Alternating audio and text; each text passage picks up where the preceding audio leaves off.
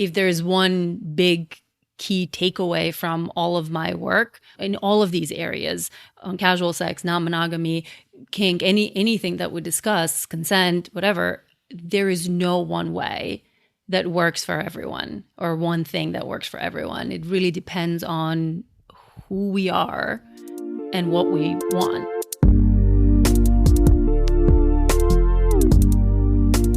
Hi everyone, welcome to Polycurious, the podcast for those curious about non-monogamy. I am Fernanda, your host, and today's episode is probably one of my favorites. I am speaking to Dr.Zhana, a professor of sexuality at New York University. For the past 15 years, Dr. Zhana has been working on research, teaching classes, and consulting clients on both non-monogamy and monogamy. And in this conversation, we dive into some of her research, mostly around casual sex, which she actually gave a great TED Talk about. But what I'm even more excited for you guys to learn about is her new course called Open Smarter. This course is designed to help people determine what type of relationship works for them based on several personality traits. She even gives us a taste of the course by asking me some questions to figure out what my traits are, and based on those, what type of relationship works for me. But even if you don't take the course, what I love about Dr. Zhana is that she believes, like I do, that because we're all different, we all need different types of relationships, whether they are non-monogamous or not. Again, I am not an advocate for non-monogamy. If monogamy works for you, I totally 100% support you. But I believe most people don't even question whether it works for them or not.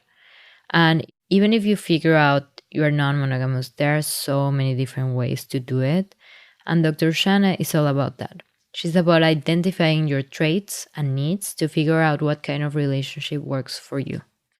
But before we even get into all of that, we talked to Dr. Zhana about her own journey growing up in Macedonia, which is a fairly traditional country where she sort of felt like an outsider. She tells us how her own sexuality influenced her passion for research, and she even talks about her previous non-monogamous marriage. Her personal journey is actually something that people don't normally ask her much about, so I think that makes this episode a little extra special. I can't wait for you guys to listen, so here we go. So today we're here with Dr. Zhana, and I'm so excited to finally meet her. We actually randomly almost met at this trip we were organizing to Storm King, which is a park with a bunch of art sculptures here in New York. And she was going to actually ride with me, but then it ended up not happening, which was a shame. But now I have the opportunity to talk to her. Now we're going to get to know each other. Exactly. She is a researcher, an NYU professor, a podcaster, a speaker. She's so many things. And the more I learned about her work, the more inspired I felt. So I'm looking forward to get to know her a little better and also learn more about her research and her new course for open relationships. So yeah, a lot to cover. Yeah, so why don't you start telling us a little bit about yourself? You are from Macedonia. I don't know when you moved to the US or why, but maybe like speak a little bit about your background. I was born and raised in Macedonia, which is a small country in Southeast Europe that used to be part of Yugoslavia. And I lived there until I was 24. So I moved here for my PhD at Cornell. And that's how I moved to the US and stayed in the US. But growing up there, so I grew up in the capital of the country, Skopje. And, well, what do you want to know about growing up there? Well, on your website, you mentioned something like you wanted things that society didn't want you to want, basically. So yeah, that's a good way of putting it. So maybe we can talk about that, like what kind of things, I was a wild one sexually, and just personality-wise, I wanted, and certainly sexually, I wanted to have a lot of sex and had a lot of fun. I liked casual sex. I was interested in women. I was interested in some sort of non-monogamy. I didn't even know what that was, but just being monogamous didn't make sense to me. I was partying and like drinking and staying up really late and doing drugs and having sex with people who were much older than me. And yeah, getting into all sorts of trouble, all the while being a straight A student. So those two things never interfered, but I definitely was on the wild side. Not a lot of parental supervision. During that time, my parents were divorced, so I could kind of get away with it. I lived with my dad, who wasn't being the most attentive parent. So I was just kind of running wild. And it was obviously very formative in many ways, but I was a very highly sexual child from as long as I can remember. Some of my first memories of myself are of me masturbating when I was, I don't know, 3, 4, 5, something like that, very early. I know. And I kept masturbating all through pre-K and kindergarten to my elementary school and middle school years, and lost my virginity early. So it was kind of a strange way to grow up. I was the odd person out. I did not fit in. That was a pretty conservative environment. It wasn't religious, so the flavor of that conservatism is a little different than what conservative would mean to most people in the US today, because Macedonia and Yugoslavia before that was a socialist country. We didn't have religion. It was an atheist country. But still, there was so much kind of very paternalistic and patriarchal. And probably sexist. Yeah, sexist to some extent. Socialism was weird. It was sexist, more sexist in some ways than what people are accustomed to in the US, and less sexist in other ways. So, but definitely more slut-shaming to women than to men. And I, as a woman, wanting all these things, wanting threesomes and casual sex and non-monogamy and all that, was like not okay, not accepted. So I received a lot of social stigma directed in my direction. A lot of people who didn't necessarily want to be friends with me, or because of that, or some forms of bullying in school around that. A lot of people not wanting to date me because of my reputation. And so, yeah, just dealing with having a reputation in a relatively small town. I mean, Skopje is the capital, so it's the biggest town in Macedonia, but it's a small city, 700,000 people. And that's kind of my background. And one thing I knew always, I mean, I figured it out there. I found my people, I found my friends. I had a very loving long-term relationship with a woman who I adored, still do. And we had a great group of friends. But I always knew that environment was too small for me. I knew I needed New York. Right. Yeah, I mean, I can imagine that after that, New York was like a little bit like paradise for you. Yeah, it was. I had traveled quite a bit. I'd lived in Berlin before I moved to New York, and Berlin is an amazing paradise for sexual misfits like myself. So Berlin was kind of my first experience of sex positivity and openness, and play parties, like sex clubs, people being accepting of that, people not being weirded out by any fetishes or any unusual ideas, swingers mixing in with all of it. It was just such an open environment that I was like, yes, this is where I belong, or something like this. And what age were you when you were there? I was there at 22, I think, 22 or 23. Yeah. A year after I was finishing up my undergrad, and I went there for 6 months to do an internship. And then I came back to Macedonia, finished my thesis, published a book based on my thesis on sexual orientation. Oh, wow. That's what my thesis was on. I thought it would be good and useful to turn it into a book. So I did some more research on sexual orientation. I published a book in Macedonian. And then I applied to PhD programs and moved to the US. So I've been here since 2006. Nice. So did you feel like you wanted to understand better, your reality, and that's why you went and looked at the research and studied it? I mean, it's pretty obvious. Yeah. How could it not be that, right? Yeah. I don't know. Honestly, I don't know how much awareness I had at the time of how driven I was to study that because of my own personal, but I must have been, because I wanted to study non-heterosexuality, so bisexuality, and I then wanted to study casual sex, but I knew I had to study sexuality. Sexuality had been such a huge part of my life. It had been the driving force in many ways, and yeah, I just had to study that thing that was going to keep my interest for the rest of my life.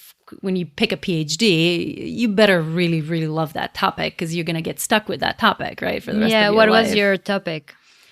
Well, I knew I wanted to study sexuality, so I applied to work with this professor who studied sexual orientation, and I was going to initially study that. I didn't even realize you could study casual sex. I think once I came to the US and started reading some of the literature, then I kind of switched my interest. I mean, I did publish a bunch of stuff on sexual orientation with my advisor on the mostly straight people who are not like completely straight, but they're not necessarily bi enough. So like the bi-curious almost kind of thing. But then I also had this other big interest in casual sex and non-monogamy. And so I did my dissertation on casual sex and mental health. Yeah, I watched your TED Talk on casual sex. You make really good points there, like really good tips on how to kind of navigate that. So you guys should definitely check it out. Yes, thank you. Yeah, I think there are a lot of useful pieces of information for how to go about casual sex, because that was a big passion of mine, trying to teach people how to do casual sex right. I feel a lot of casual sex really gets a bad rep for being all sorts of bad things. And I think a lot of those bad things can be avoided if we went about having casual sex the right way. There is a good way and a bad way to do it across many different things, in terms of pleasure, in terms of consent, in terms of communication with the partner, in terms of why you're going into it, your intentionality, in terms of sexual health and how you approach that, in terms of your feelings and how you manage your emotions around the people that you're having this casual sex with. And so because it's so stigmatized as a bad thing, no one really teaches anyone how to do it well, because you don't teach people how to do well bad things in a way. And so I was very passionate about trying to make this story about casual sex more complex and teach people how to do it well. Yeah, I remember two of the things that you mentioned in your TED Talk that I realized are things that I learned maybe too late. And, I think you gave your TED Talk at a university to college students. Mm-hmm. And I thought, I wish I'd known this during my college years. One of them was, if you're just going to have sex once with a person, like, you better tell them what you like, right? Mm-hmm. So you make it an enjoyable experience. Otherwise, what's the point, right? Because it's hard to get comfortable with a person enough so that sex is good, even after having sex many times. It depends, but if you don't communicate, if you're only having sex once, how is that going to work? Yeah, assertiveness is really, really important. Telling people what it is that you want and what it is that you don't want.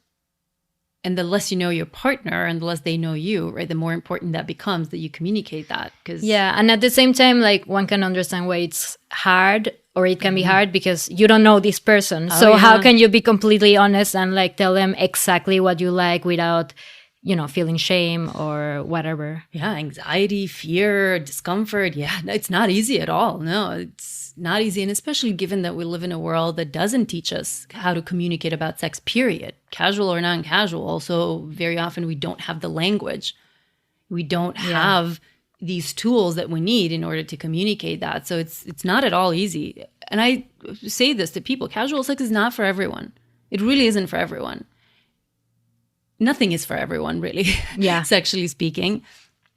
And if there's one big key takeaway from all of my work in all of these areas, on casual sex, non-monogamy, kink, anything that we discuss, consent, whatever, there is no one way that works for everyone or one thing that works for everyone. It really depends on who we are and what we want and what's happened to us. And we're a product of course, our genetics and our upbringing and everything that we've experienced thus far. But we're different people. Our personalities are different. Our skill levels of different kinds are at different levels. Our preferences are all of those things. And we have to take those things into consideration when deciding how to go about it. So it's funny. At that TED Talk, there were a couple of those college women who were in the audience who came up to me and said, I wish I'd known this sooner when I was in high school. Even they thought it was too late at that point. I mean, I think that the earliest the better, right? Yeah. Yeah. And I think another thing that you talked about in that talk was about catching feelings for someone. And, you know, like, as you said, like, it might not, maybe that's one of the reasons why casual sex might not be for everyone, because I guess some people get too attached too fast. But you also said something very wise, which is like, there are ways to control that as well. There are ways to kind of, you know, remind yourself that you don't have to start like planning your life with that person the next day and kind of like stop yourself from that. And I think not only in casual sex, but in general in relationships. And actually, that's one of the things that I want to talk about. I think is one of the traits in your course, which I feel like a lot of us experience, which is infatuation, susceptibility, right? Infatuation, susceptibility, yeah. But before we go and talk about that, no, but and we will hold off on that. But the thing is, these are all traits that we all have, and they permeate our lives, right? In our relationship lives and sexual lives in particular. So whether we're talking about kink or casual sex or non-monogamy or sexual orientation or whatever it is, these traits matter in how we go about it. And I think that's why it's so important for people to know themselves and to think about, okay, where am I on this? And then think about it. Maybe I don't want to be here. Maybe I want to be somewhere else on this trait. There are ways to do that. And there are ways to work around whatever your levels are currently. And there are ways that you can kind of shift those levels up and down. So that's great. We're going to talk about that. But before we move into your course, it sounds like you maybe had non-monogamous experiences throughout your life, even before you came to New York. But how did your experience with non-monogamy kind of start and evolve? Because I know that you were also in a non-monogamous marriage for a few years, right? So can you talk a little bit about that? My non-monogamy history? Yeah. Sure. I was in non-monogamous relationships pretty much my entire life, except that until I came to the US, all of those were non-consensually non-monogamous. Yeah. So I was supposed to be monogamous, but I was cheating on people. And I cheated on some people more than others, but I never could stay sexually faithful. That just didn't make sense to me. I just loved so much the novelty factor. Different people, different bodies, different smells, different stories, different flirtations, like all of those things. I just fucking loved it. I mean, I still do. That's one of the traits we'll talk about, novelty seeking. Some of us are really high on novelty seeking, and I was one of those people. I am one of those people who just loves novelty. And it just didn't make sense to me to just be with one person sexually, no matter how much I love them or care about them or was connected to them. Those things were kind of separate to me, right? I see someone who I find attractive. I'm like, I want to fuck you. Yeah. I don't need to talk to you. I don't need to know you. Yeah. I just want to run my hands up and down your abs and my pussy is wet and let's do it kind of thing. Yeah. And so with that set of traits. And clearly, I didn't have a very strong moral compass to keep me from doing it. And I don't know. I mean, you also probably didn't know that that was an option. Oh, I didn't really know. Well, I mean, tried. like that doing it ethically was an option. I tried. Actually, I tried every single partner that I had. I think the first one was when I was 13. I was trying to convince him that we should be open. I think that happened because I think there was a time when I thought, when you're on your period, you can't have sex. I don't think that anymore. But there was a time when I thought that pretty religiously. And so I would tell him when I was on my period, I was like, you should go have some sex with someone else if you can't. And he would be like, what are you talking about? Like, no. I'm like, yeah, I don't see why not. And then later on, I really tried to convince these partners to be open. I wanted to do it consensually, even though I didn't have the words for what consensual non-monogamy is or poly or swinging. Like none of those words existed in my vocabulary, but the concept of it existed, and I tried to make it happen. But all my partners just looked at me as if I was crazy. And so I allowed myself to do it non-ethically a lot. And I didn't love that part. I wasn't proud of that. I just felt like my desire was so strong, and I thought it was a stupid reason that everyone thought I shouldn't be able to indulge in my desires. When it didn't affect your other relationships. Exactly. It did not affect how I felt about my partners. The woman that I mentioned that I dated for 5 years, and she was the love of my life in many ways, and I adored her. I just wanted to have sex with other people too. And it didn't affect it. It did not affect at all how much I was devoted to her. Did she know, or that was before you were able to find someone who you could do it ethically with? Yeah, that was before. And she knew about some of them, probably didn't know about all of them, probably didn't want to know about some of those. And after we didn't even separate. I left for the US basically after, and she stayed in Macedonia. And once that happened, once we realized that probably we're not going to end up together somehow, she wasn't going to move here, I wasn't going to move back. And after that, I was like, okay, if she's not going to be my partner, then I'm never going to promise monogamy to anyone ever again. There's clearly another way to do it. There are clearly people doing it ethically and without lying. And how did you discover those people? Was it in New York or? Yeah, it was in New York.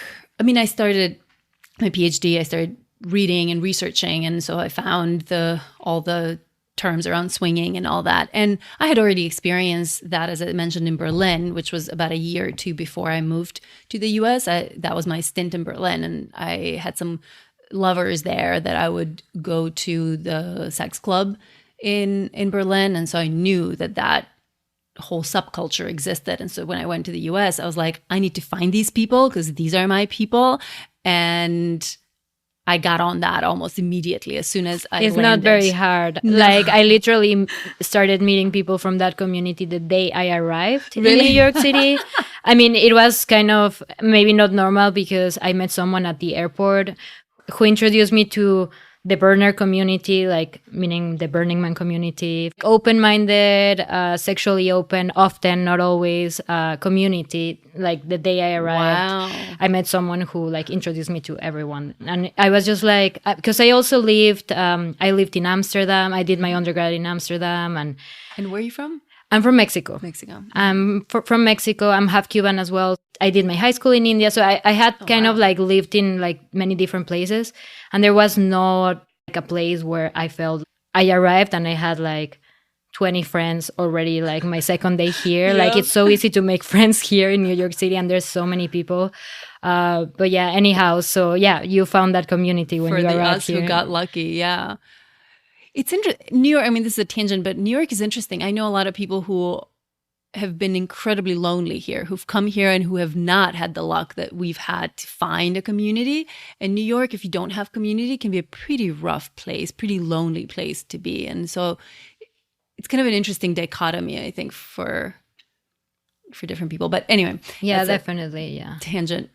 Yeah, so I found the swinger community first, and then I kind of connected more with the burner community and the more poly and kink community. So that was, once I arrived in New York, it really wasn't that hard to find. And it was pretty clear to me. I mean, that was the point. You know, when I was with my ex-girlfriend, she would always say, like, if you really truly love someone, you don't desire other people. And I tried, and she was older than me. And when we met, I was, I think, 19. She was 32 or something like that. I was like, maybe she knows something I don't know. You know, maybe she's right. But my lived experience of these desires that I had and what happened when I indulged in those desires and how that affected us or really didn't, all of that just was very contradictory. And when I came here, when I kind of started digging a little bit into the literature and reading some of the psychology research, I was like, no, this is clearly, we're different. I think that's true for some people and it's not true for other people. And I'm one of those people for whom that's not true. You do desire other people a lot, even when you love someone a lot. And I was like, there is a way to do this that's ethical, that people are okay with, that you can have friends without having to defend these kinds of behaviors every step of the way. Yeah, you didn't have to deal with that stigma that you dealt probably your whole life in Macedonia. Yeah. Yep. And even at Cornell, I was dealing with there's still that stigma. I mean, I still don't tell everyone I meet about my non-monogamous relationship. Right. Yeah. Yeah, no. Cornell was America is pretty conservative if it's not New York City. Yeah. There's a lot of conservative values and lifestyles here. And so I experienced, even in college, so much sexism and misogyny around that and slut-shaming. So I was experiencing that quite a bit at Cornell, but then I had my New York City, because Cornell and New York are not too far, and I would go to New York, party with... oh my God, that was my experience. Really? Like, I came here to do my master's in journalism at Columbia. So I live in the Upper West Side. Every weekend I would go down to Brooklyn. I would stay at my friend's place. But definitely I was also like having this kind of double life. That's a little funny. bit, Yeah. Mm-hmm. Yeah. That's kind of my evolution, I guess, on that front. And I met my ex-husband at this point in that community, in the New York swinger burner community. And from the very beginning, it was negotiated and very explicitly negotiated that we would be not monogamous. Did he have any experience in non-monogamy? Yeah. We had both, basically, at the point that we met, we had both come to the conclusion independently that we're non-monogamous types of people, and we've tried monogamy, it does not work for us, and we were dedicated to finding a non-monogamous partner. And so it was just about figuring out exactly what that non-monogamy was going to look like, because, right, there are so many different ways that an open relationship of some sort can go, and that's often something people don't realize when they kind of start getting curious about it. It's like, oh, I want open relationship. You want open relationship. Great. We want the same thing. And you're like, not necessarily. So that was some adjustment between the two of us in terms of the kind of openness that we wanted, but there was never a question of it being open. And we were open the entire time that we were together, which was about 7 or 8 years. And what kind of openness did you want as opposed to him? I wanted complete and utter openness. Yeah. As open as one can imagine. At least at the time, that's what I was really after. I wanted for both of us to be able to have sex with whoever, whenever, however, alone, separately, together, all the ways. And I also didn't have restrictions on like who he could be with or not be with. And he had kind of more things that he was uncomfortable with. So in the beginning, we went through a period when we had a rule that we would only play separately. We would only play together when we were in the same town. And if we wanted to have separate play, that would happen only if we weren't in the same city. Mm-hmm. And we had some rules around disclosure of that stuff, when he wanted to know, like he wanted to know only when he was ready to ask, as opposed to me just telling him when something has happened. And then there were some restrictions on like who I could or could not have sex with, like people who were close to him in some way, came from his vanilla world or came from some of his other circles that were not from the poly world. So yeah, we kind of we tried to figure out what works and try to accommodate as much as possible his needs. I did not do a great job of that throughout the years. I tried. Yeah. But I tried. I did not do a great job, but I didn't have a lot of empathy. That's one of the more recent realizations that I've had, and transformations in a way. I've been developing empathy for the last couple of years. So I would do things very differently if I were starting that relationship now. But I think, we did a fairly good job of communicating, and what it is that we respectively needed is just that it's one of those cases where the two people actually want different things, different levels of, or different types of non-monogamy, and who gives, which, because there are not that many solutions. Very often there's no ideal solution in those cases. Either one person is going to compromise and go to the other person's level, or the other person is going to compromise, sort of sacrifice whatever it is that they're sacrificing to move over to the other person's level. You meet somewhere in the middle. So both people sacrifice something, or you go your separate ways because you're not a good match. Yeah, I feel like it's like even in monogamous relationships, there's some sort of sacrifice, right? In monogamous relationships, it might be not to have sex with other people, but even in non-monogamous relationships, like you have to sacrifice some things in order to find that, middle ground, I guess. It's always going to be some compromise and some sacrifice. Yeah. Yeah.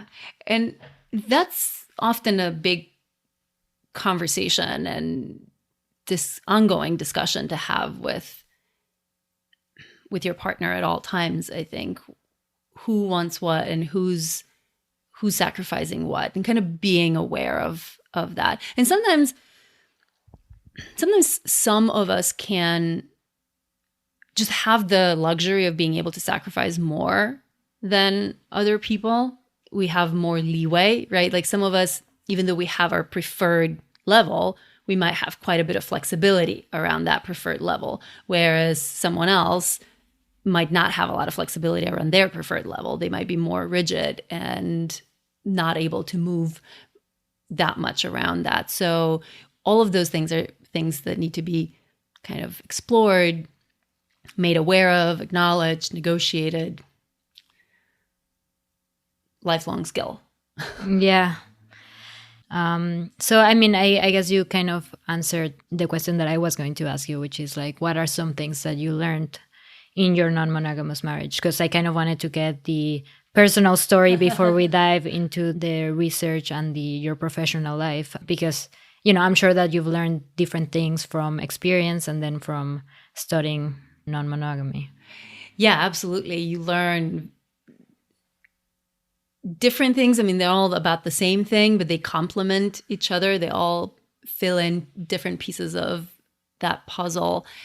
And I learned, so much through that relationship. And you also learn so much by being surrounded by other people and negotiating that with all the other people and other partners and talking to clients and working on kind of figuring out their ideal scenarios around this. So all of those things are different sources of knowledge.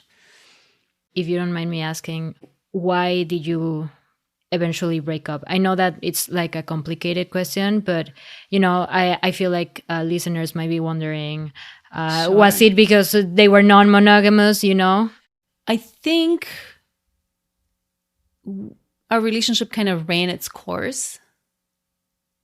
It was not because we were non-monogamous or anything like that. It was, we had been together for 8 years, and I think we were really compatible on many levels, and our relationship worked quite well.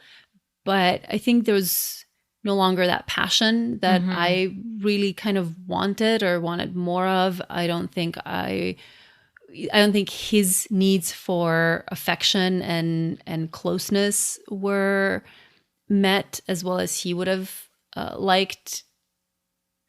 And yeah, so we're good friends now. Yeah, I mean, I can imagine that can happen after 8 years. That sounds like it's a very normal thing that happens in any type of relationship.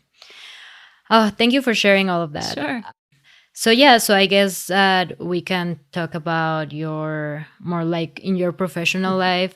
You are about to launch a course. It's called Open Smarter, right? Open Smarter. Do you want to give us like an overview of what the course is about? Sure. The course is already launched, up and running. It's an online course that people can take sort of on their own time. It consists of videos and exercises and scales and all this good stuff that's ready for them to engage with it. And there's also going to be a live classroom component. And we will record the live component. So if people missed it, they'll be able to, listen to those recordings and see what's happened during the lives as well. But even without the live component, the course is a great course in and of itself. And I think it has a lot of potential to help people make smarter decisions, really, about their sex and relationship life. The goal of it is to introduce people to the important relationship personality traits. So the kind of the personality traits that we all have that make a difference in what kinds of relationship types are going to work for you or not work for you, in terms of like how hard is this going to be, how good of a fit almost certain relationship approaches are for you based on those personality traits, and then what to do about that. So it's a deep dive into yourself in a way that informs your relationship decisions. Yeah, I love that, because I think that in order to really know what relationship works for you, you have to evaluate what your traits are. So I guess on that note, I'm going to selfishly use you right now to maybe explain what some of those traits are, and maybe ask me some questions so we can determine where I stand and maybe whether I'm doing my relationship right. Oh my God. All right. We can totally try that. The course goes over basically 12 different important traits, and it has all these surveys that people can take for each of the traits. And then based on where you are, kind of low, medium, or high, based on these scales, which are all adapted from actual academic research for all the ones that we have scales for. And then all of those kind of inform the different decisions. So we're not going to go through all of them, but right. I'm going to ask you about a couple of questions. These ones were the ones that I wanted to know more about. So I'm just going to tell you guys. So novelty seeking, social stigma resilience, pleasure capacity, and infatuation susceptibility. I think that probably social stigma resilience is pretty self-explanatory. But, one that I was like really curious about, pleasure capacity. I was like, wow, are some people more able to enjoy pleasure than other people? Is that yeah true?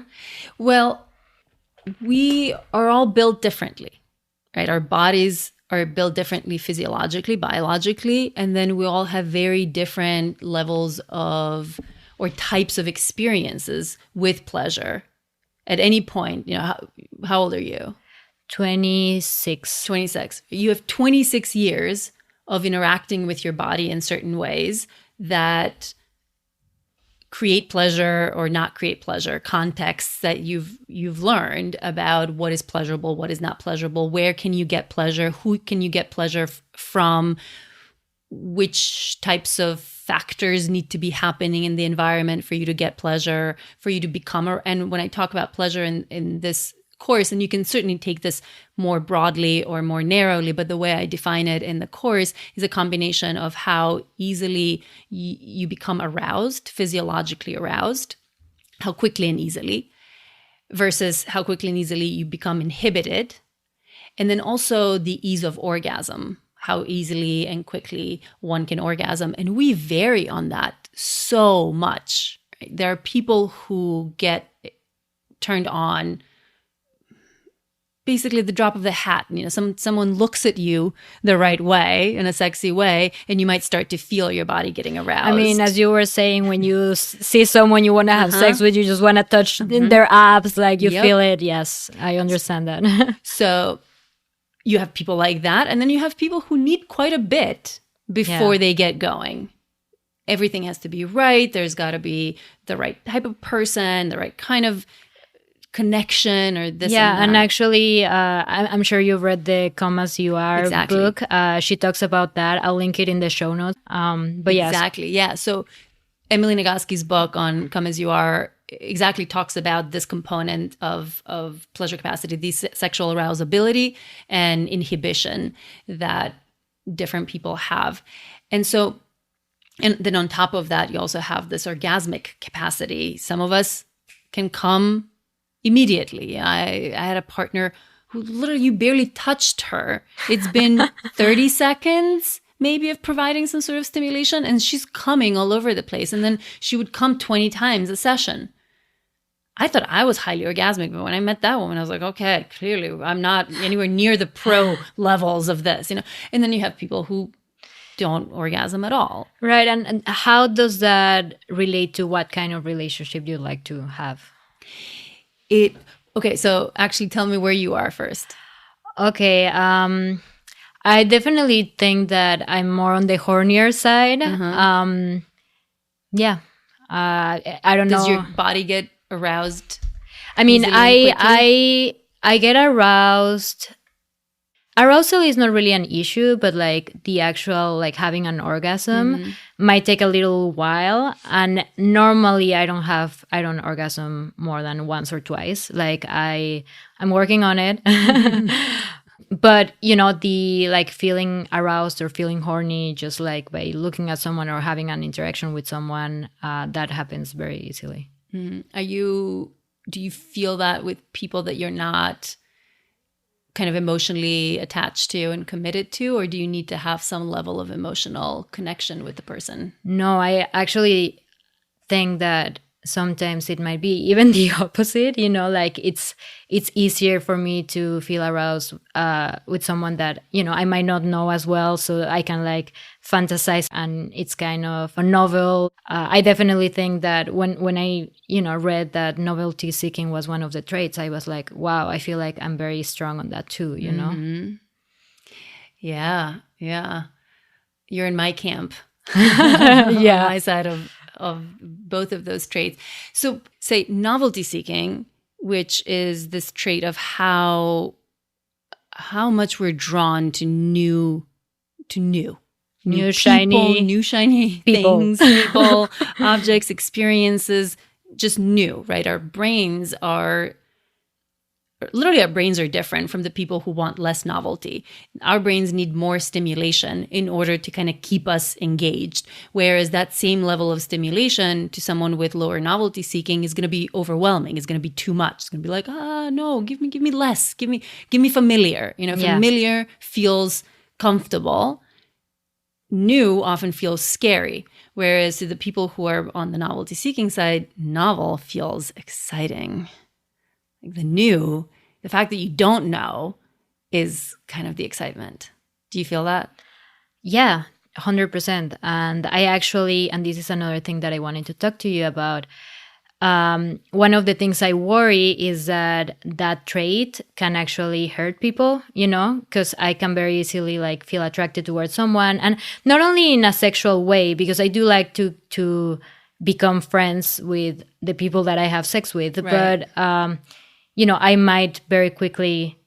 It's not like I don't want to continue having sex with that person necessarily, but I might find another person, and then that person like calls my attention, and there's like limited time. So how do you balance that? And I think that I read somewhere in your website the infatuation susceptibility as well. How do you manage all these relationships when you feel so much or want so much, want new things all the time? That's such a great question. And yeah, we do sometimes get in trouble because of these things. We end up kind of hurting people or kind of hurting their feelings a little bit when we get sort of distracted away more quickly than they do. But so, and I'll answer that question, but thinking about how are these relevant, these traits, if you're a high novelty seeker, chances are monogamy is not going to be the right fit for you. It's just not. You can, if you have amazing impulse control, which some people do. I know some people who do. But who wants to live like that? Like repressing like all your impulses, and a lot of people do. A lot of people do that. And you know what? If that's what you want to choose, that's why another trait that I go over, it's less of a trait, it's more our values. Like, what are your values? That's important too. If you, for some reason, think that, look, I'm going to make the sacrifice and I'm okay with making that sacrifice because X, Y, or Z, because my religion says so, or my family says so, or because I have this partner who I really love, and I want to stay with them forever, so I'm going to repress my desires for novelty. If that's the decision you want to make, by all means, you should have the freedom to make it. It's a difficult decision to make, though.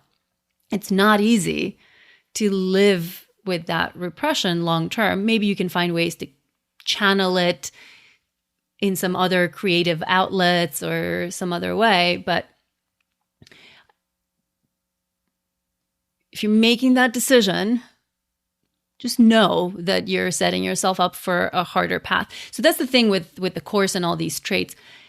You can have whatever kind of relationship you want with whatever kinds of traits you want. You can. It's just going to be harder in some types than in other types, right? So if you're a high sexual novelty seeker, especially, monogamy is going to be really hard. There's a very high chance you're going to cheat. There's a very high chance you're going to be frustrated and unsatisfied. And I would highly recommend for people who are high novelty seeking to seek out some sort of non-monogamy. It doesn't have to be all the way. It doesn't have to be orgies every weekend, but some way to incorporate flexibility and openness. Pleasure capacity is kind of a little different. That often I think of that as being very useful in directing who you end up having sex with.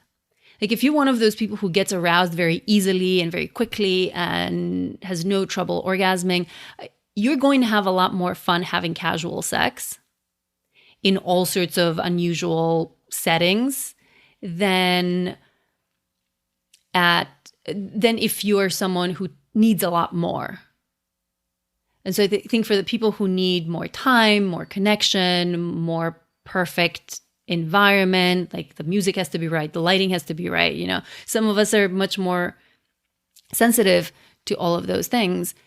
Probably people that you know a little better, that you feel more connected to, and maybe more of a either one-on-one scenario or people that you feel closer and in setups that are more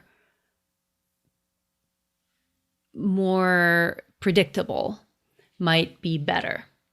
So I think that trait gives you a different dimension, a look into a different dimension in terms of in terms of what types, regardless of whether it's going to be monogamy or not monogamy. It's more about the type of sex or relationship with your sexual partners that you want to have. Right. Yeah. So you might, maybe poly would be better for you because that's more about having longer term kind of relationships with people who you get to know, as opposed to the super casual swinging type relationships where it might be some strangers that, you know, you're fucking, and which might be fun on other levels, but you might not have as much sexual pleasure out of that than in some other more familiar setting.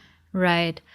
Yeah, that all sounds great. So I guess let's talk about real quick infatuation susceptibility. Because so I'm going to tell you more about my relationship, Please. Which I don't think that, I mean, you're right in the things that you are pointing to. I have a non-monogamous relationship. I'm definitely high in the novelty seeking. My partner, on the other hand, is not. So far, he's not completely close to the idea, but so far he's monogamous.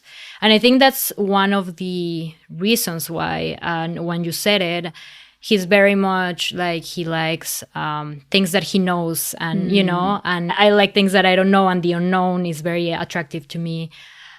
But yeah, I guess that in my situation, I like to have sexual partners that I'm also like friends with. Mm-hmm. I've never actually had like another boyfriend or another partner, but I did have like a situation in which I was like catching feelings for someone, and at that point I thought, you know, maybe that's fine. Maybe I do want to have two partners eventually or whatever. But afterwards, I just kind of realized that because of the novelty seeking aspect, and also because time and also seeing like my friends in really like polyamorous relationships, I'm starting to figure out that that might not be all the way for me. So I feel like I'm kind of in between like an open relationship and like a polyamorous relationship, because what I want is to have friends with benefits kind of thing. So then, well, one of my questions I already alluded to, which was, how do you deal with that when your friends might catch feelings for you, even though they know that, you know, I have a primary partner, but, you know, I don't want to hurt them. Also, what if I catch feelings when I don't want to catch feelings, because it just gets messy, and I'm, you know, I don't want that. So do you have any tips for that? Yeah. So one of the things is infatuation hits some of us more than other people. So that's, again, another trait that we vary on. How easily do you get infatuated? I think that now with time, I've come to realize that, you know, it might just be infatuation. Like I come back from a festival or whatever, and you know, I have all the feels, but a week later, I might not feel the same way, right? So like now I'm realizing that even though I might be susceptible to it, it doesn't last. On the other hand, it also happens that I do not fall for my friends, you know, and they fall for me, you know? So it really does depend on the person. Yes. Right. There's been very few times that I've, you know, like fallen past the first week that I still have feelings after that, you know? Yeah, you sound like you're pretty low, actually, or you're on the low side of infatuation, maybe not all the way down, but yeah, so some of us are just a lot more susceptible to it, and it holds on to us for a lot longer. And so you might have more issues around trying to manage other people's infatuation with you as opposed to the other way around.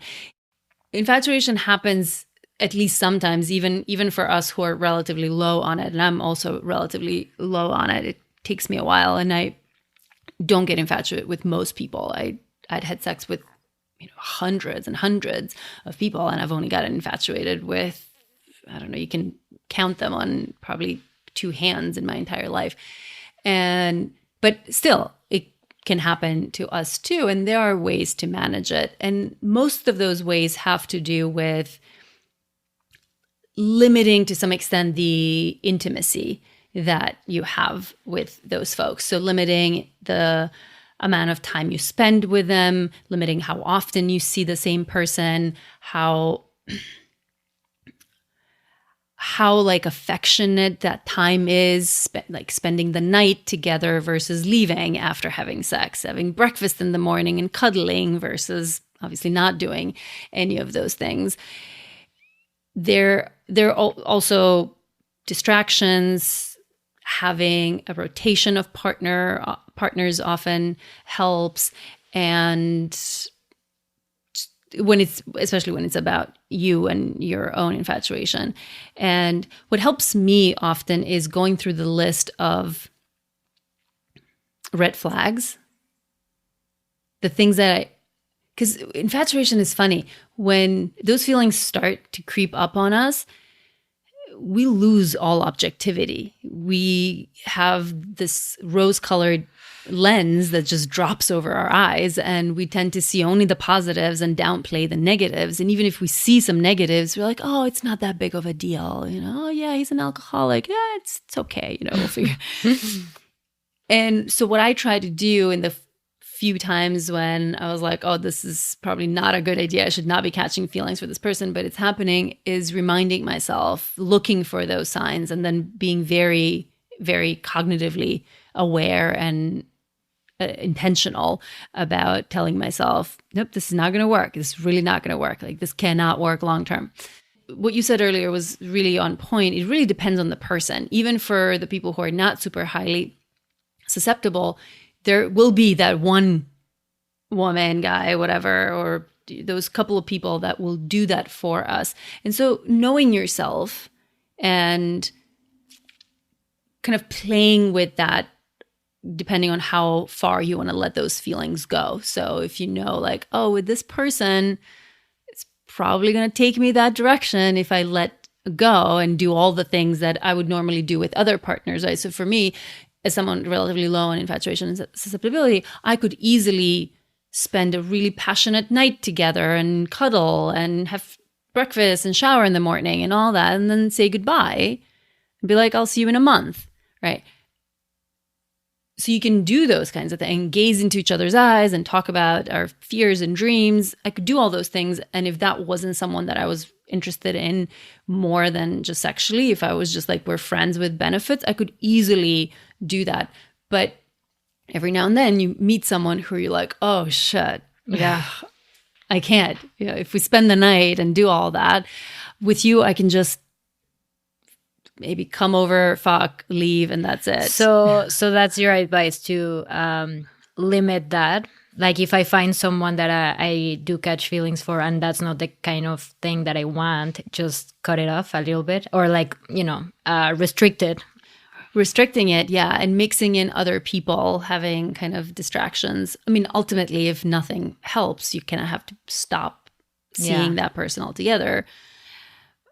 But yeah, there are some of these ways to kind of limit, restrict.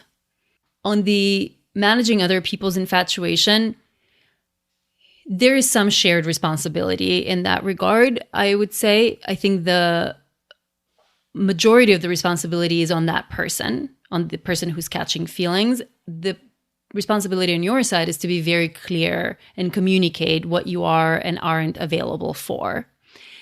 And in theory, that would be enough. And in theory, everybody would just listen to that and follow those rules, but obviously doesn't happen. So I think then becomes kind of a negotiation of how much help they want from you in preventing their infatuation, and whether you can trust them for them to take care of themselves. But it's the same set of strategies. If they don't want to limit, then you limit it for them. Yeah. Right? Like, no, we're only going to see each other once a month or once every 2 months or whatever it is. And no, we're not going to spend the night together. Yeah. And those are the behavioral strategies that you can do on your end. Obviously, you can't make them remind themselves of all the negatives that you have. That's right. Yeah, that's on them. Yeah, you can't be responsible for other people. And I find that now it's easier because I have a boyfriend, so that's a very clear message that they really cannot get, Right. But before I was in a committed relationship, I still just wanted friends with benefits with most people, and they could catch feelings for me, and then I would end up being the bitch and the slut and, all those things. So those are all great tips. Well, we're running out of time and I want to be mindful. So I'm just going to throw my questions to you, so you can take whatever time we have left to respond. So those are tips kind of like for me. In my situation, I'm lucky enough that I have a partner who understands that the fact that I want non-monogamy doesn't mean that he wants to have it. Mm-hmm. I know that's very uncommon, especially given the fact that, he's a man and I'm a woman, and like society looks at it like he's crazy or I'm crazy or we're both crazy. But what happens, to people who might need different types of relationships and their partners might not be okay with that? We really are different in the needs that we have, which is why I highly recommend to people to have that conversation from the beginning, early on, before things get very serious. I think people should have the conversation of the kinds of relationship in terms of monogamy or non-monogamy they're going to want in the near future and what they expect will happen in the more distant future if things are still going well, right, between us. And even if they don't want the same thing, are they going to be okay with each person having what they need? Because very often people, when they open up, they think it has to be the same, and it really doesn't. Like, you're a perfect example of that. The ideal scenario is where every person gets what they need from that relationship and are hopefully okay with what their partner needs, even if it's something different. And if you're not on the same page, then there are no ideal solutions, as I said earlier. The options really are, there are 4 options pretty much. You break up and go your separate ways and find someone who wants something closer to yours, okay with what you want. You restrict you repress your desires for what you want so that you get your partner what they want. Your partner represses their desires so that they can get you what you want, or you both repress parts of your desires to meet halfway, right? Those are really the 4 options. I think that fourth option is what my partner and I have been doing. We both sacrificed a little bit of like to kind of meet in the middle. And it's been good because it's very rare that you find someone that wants exactly what you want. Yeah, that's a good point. Yeah. And so if you can have some flexibility around that, I think that really helps. And flexibility is one of those traits that actually matters quite a bit. Yeah. And how you're going to go about this. Yeah. Well, thank you so much for that. Why don't you tell us about what you have going on with your Uncensored talks and anything else, how people can connect with you? Sure. They can find all information about me at my website, Dr.Zhana.com, which I'm sure you'll link to. If they're interested in learning about themselves and opening smarter, they should obviously come take the course. And then I have this ongoing series of conversations that I have with people from all over the world called Uncensored with Dr. Zhana, where we discuss all sorts of topics about sex and relationships in a way that's open, honest, uncensored. It's not a presentation. It's not a talk. It's basically me having a conversation with whoever is in the room, and people can engage as much or as little as they want. So far, we've talked about open relationships, casual sex, squirting, the gray area of consent, of sexual consent, sex work. We're talking about threesomes. We're going to talk about jealousy, anal. I want to talk about everything. I created Uncensored because I felt like we're missing these long format, open, uncensored conversations where we can ask each other anything and everything about all of these topics and be in the same room, be present in the same room with people who have very different experiences from you. And also at the same time, you get to be in the room with people who share the same kinds of fears and interests and desires and experiences. And so very often people say this really helped me feel less alone. And if they can't be there live, we also make the recordings, the audio recordings available afterwards. And we're in the process of creating a shorter podcast version of that as well. Well, thank you so much for this. I really enjoyed it. I'm going back home with a lot of tips and things to talk about. And I mean, just in general, thank you for the work you do. Thank you. This was super fun. I'm glad we got to do this.